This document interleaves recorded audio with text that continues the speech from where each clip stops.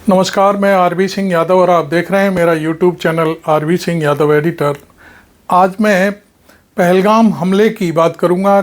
आज सुबह से जो अखबार हमने देखे और कुछ टीवी चैनलों की रिपोर्ट देखी, उससे ये साफ हो गया है कि हमले से पहले सेना के पास, इंटेलिजेंस जो एजेंसियां हैं उनके पास हमले का इनपुट था और ये इनपुट था तो उस पर कार्रवाई भी हुई। ऐसा नहीं है कि सेना ने कोई कार्रवाई नहीं की। इसी दौरान 19 अप्रैल को भारत के हमारे प्रधानमंत्री नरेंद्र मोदी को कटरा से श्रीनगर तक की जो रेल लाइन है उस पर किसी ट्रेन को हरी झंडी दिखानी थी, उनका प्रोग्राम था और इनपुट भी आया। उसके बावजूद भी वो जा रहे थे और कुल मिलाकर के ये चीज़ सामने आई कि मौसम की खराबी की वजह से शायद प्रधानमंत्री कार्यालय ने ये दौरा उनका वहाँ जो होने वाला था 19 अप्रैल को, उसे रद्द कर दिया।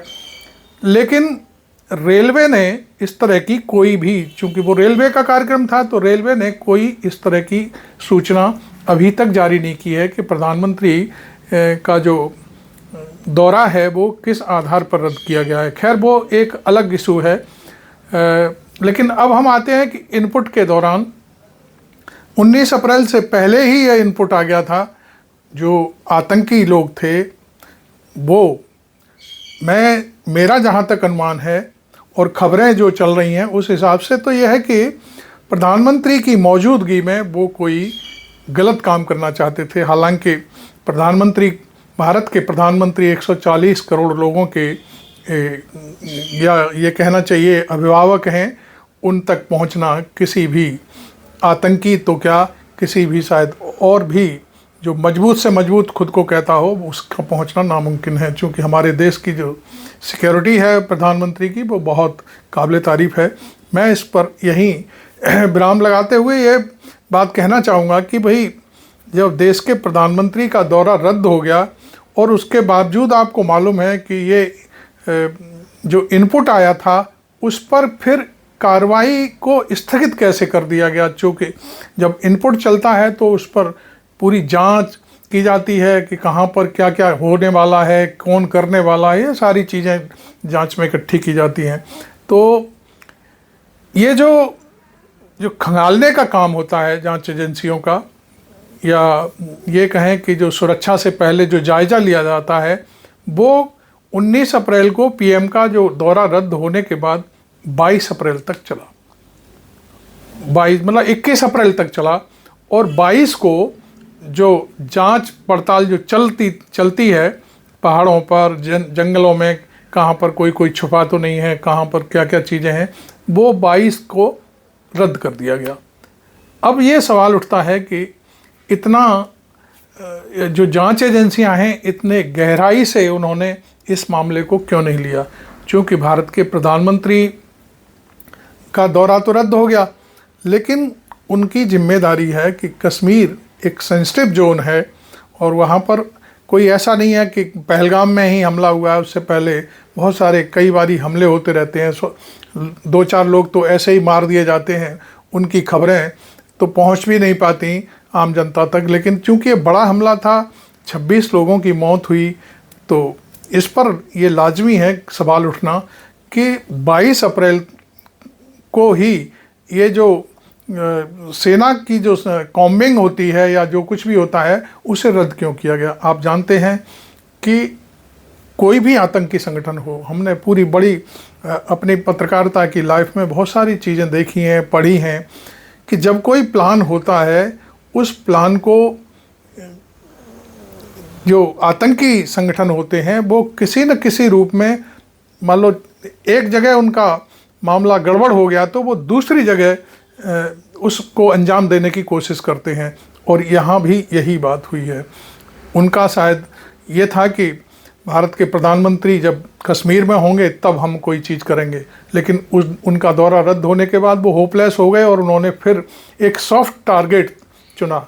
और वो सॉफ्ट टारगेट बैसरन घाटी जो कश्मीर की पहलगाम से 4-5 किलोमीटर की दूरी पर है, वहाँ उन्होंने अपना बसेरा बनाया पीएम के दौरे के बाद, और फिर उसमें घुल मिल गए। इस तरह की एक कहानी, एक जो खबर चल रही है, इंडियन एक्सप्रेस ने भी छापी है, टाइम्स ऑफ इंडिया ने भी छापी है, और कई और अखबारों ने छापी है, आज तक ने भी उसको बड़े हेडलाइंस पे लिया है कि वहाँ के जो अधिकारी हैं जो इस समय वो सोच रहे हैं, उनका कहना ये है कि वो लोग वहाँ पर आकर के 1-2 दिन पहले से घुल मिल गए पर्यटकों से, और उन्होंने एक कैफ़े, शायद वो होटल है क्या है, वहाँ आकर के लोगों को इकट्ठा किया और कुछ चीज़ें दिखाने की बातें की।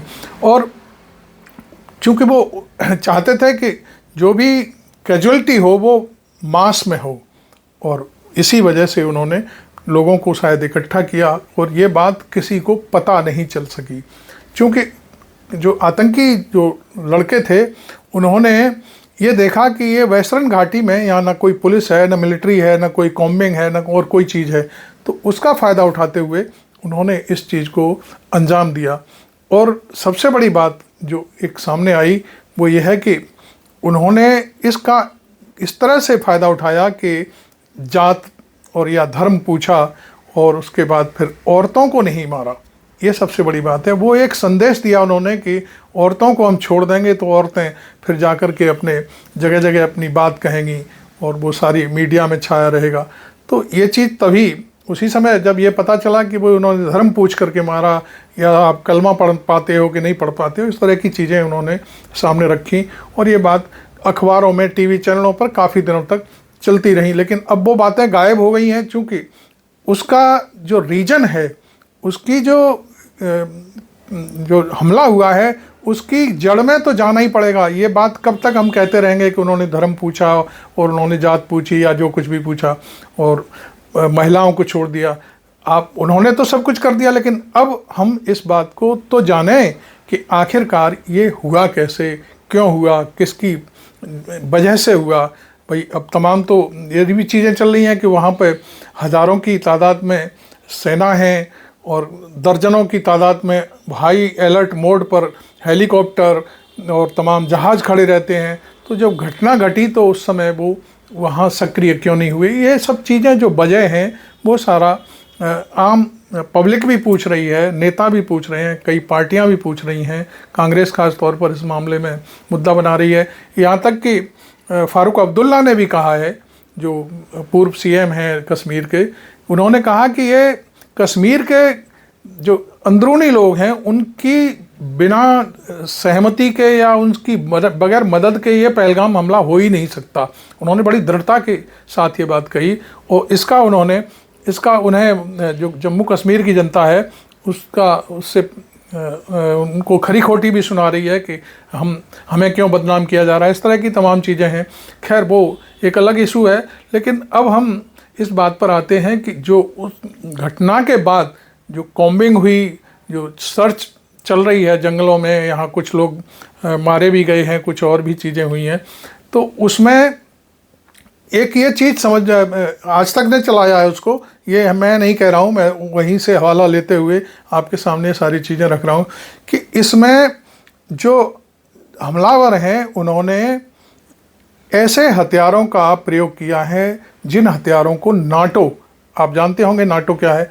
नाटो एक संगठन है जो इस समय यूरोप में वो अपने सक्रिय है और रूस के खिलाफ जंग में सक्रिय है। तो वो जो वहाँ के जो सैनिक, नाटो के सैनिक जो हथियार चलाते हैं, राइफ़ल वगैरह, वो नाम तो मेरे को मालूम नहीं, लेकिन वो हथियार शायद कश्मीर में कॉम्बिंग के दौरान सेना को बरामद मिले हैं। तो ये हथियार कहाँ से आए, अब एक नई कहानी और शुरू हो गई है। इसके लिए कुछ चीज़ें हमने देखी, तो हमने और भी वीडियो देखे, और उसके ज़रिए हमें ये पता चला कि जो हथियार बरामद हुए हैं वो अफ़गानिस्तान में जो अमेरिकी सेना थी वो छोड़ गई थी कबाड़ के रूप में। वो लोगों ने ख़रीद लिए, और वो जो खरीदने वाले थे वो उस समय काम कर रहे थे तालिबान के साथ मिल करके। तो उन लोगों ने वो ख़रीदा, और वो तालिबान के संग जो काम कर रहे थे अब अमेरिकी सेना के ख़िलाफ़ या अफ़गानिस्तान के लिए, तो वो लोग अब कहाँ जाएं, उनके तो काम ख़त्म हो गए, चूँकि सेना वहाँ से चली गई और अफ़गानिस्तान एक तरह से स्वतंत्र हो गया। अब उन लोगों के पास कोई काम नहीं है और तो उन्होंने ये हथियार खरीदे। हथियार भी जो एक अशोक वानखेड़े जो बड़े पत्रकार हैं, हमारे पुराने साथी, तो उन्होंने एक इंटरव्यू को मैंने कहते सुना उनको कि जो दीपक चौरसिया है, जो आज तक में था उस समय, उसने उनको ये बात बताई कि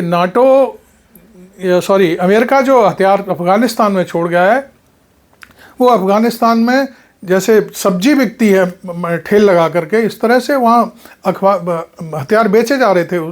तो दीपक चौरसिया ने शायद विजुअल भी लिए, कुछ फोटोग्राफ्स भी अशोक वानखेड़े को दिखाई। ये बात उन्होंने एक चर्चा में की, तो इसलिए मैं उस चीज़ को शामिल कर रहा हूँ कि वो जो आतंकी जो अब बेकाम के हो गए थे अफ़गानिस्तान में, अब उनको शरण मिली है पाकिस्तान में आकर के, और पाकिस्तान के जरिए वो, अब आपको मालूम ही है सारी कहानी कि जो वहाँ का जनरल है मुनीर, उसने इस तरह की बातें कही थी, हिंदू नाम लेकर के, बहुत सारी वो वीडियो भी वायरल हो रहा है।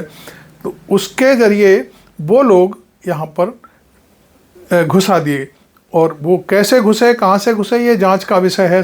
हमारी सेना उस चीज़ की तस्दीक कर रही है। तो ये बहुत बड़ी बात है कि जब आपके पास इनपुट था तो आपने उस इनपुट के आधार पर जो सर्च ऑपरेशन होते हैं वो बीच में ही रद्द क्यों कर दिया गया। अब ये सर्च ऑपरेशन किसने रद्द कराया, ये भी एक जांच का विषय है। कभी तो खुलेगी बात आकर के कि सेना ने सर्च ऑपरेशन 22 तारीख को ही क्यों रद्द किया, जिस दिन पहलगांव में ये हमला हुआ। तो खैर, ये कुछ जानकारी हमने इधर उधर से इकट्ठी करी, और कुछ तमाम अखबारों में जो खबरें हैं उनको पढ़ करके, उनको देख करके हमने आपके सामने रखने की कोशिश की है। हो सकता है आपको ये वीडियो अच्छा लगे, हो सकता है कुछ लोगों को बुरा भी लगे, क्योंकि बहुत सारे लोग मेरे वीडियो पर अनाप शनाप अनर्गल बातें करते हैं, गाली गलौज भी लिखते हैं। खैर, हम इस बात की कोई परवाह नहीं करते। हम पत्रकार हैं, हमें भी फूल भी मिलते हैं, कभी हमें सम्मान भी मिलता है, और कभी कभी लोग जो है पत्थर भी बरसाते हैं। बहुत सारी चीज़ें हमारी ज़िंदगी में, बहुत सारी चीज़ सामने आई और हमने इनको झेला भी। तो खैर, आपको ये वीडियो अच्छा लगा हो तो इसे लाइक करिए, और मेरे चैनल पर मेरी जो पत्रकारिता है, मेरी वॉइस है, उसको आगे बढ़ाने के लिए इसे शेयर करते हुए चैनल को सब्सक्राइब ज़रूर कर लीजिए। तो अब थैंक यू वेरी मच। मैं आरबी सिंह यादव।